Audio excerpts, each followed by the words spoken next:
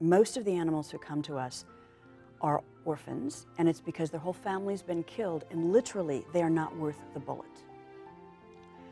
Rushed him into the clinic, he's on the table, they're gonna stitch him up, they're gonna do what they can, and his intestines just all slid out onto the floor. That's not covered in the textbook.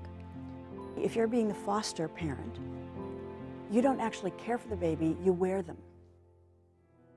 Because that was kind of the whole point of the program, right? That you're gonna apply to college, but then I hadn't shared that I can't apply to college.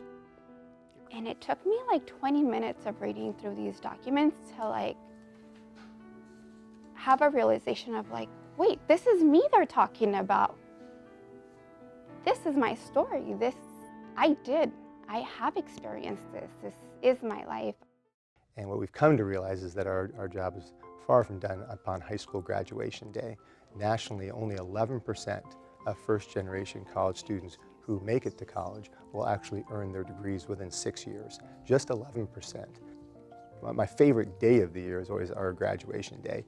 And it really is so clear on that day about how meaningful the experience is for all of the students and their families heading off to college, becoming the first in their families to go off to college, and what that means for the entire family. Just imagine having to live in fear of someone knocking on your door at any time and for no legitimate reason to take you away from your family. It's a psychological terror, and we know a genocide is going on. When this type of need comes to my attention, I really did not question how will I do it, whether I know how to do it or not to. My thinking is more, I'm going to find a way to do it. I was trying to think about what actually allowed me to go to a school like Stanford, where a lot of my peers didn't even graduate high school. And I remember my mother took me to the library often when I was young. And so that's where I fell in love with books, and I could read at a young age. And so, and I think that was before I went to kindergarten, I could read, and I think that was the key difference that allowed me to always do well in school. So I think, once you have this, you show kids what they could do and have a high expectation for them, they're gonna rise to that occasion.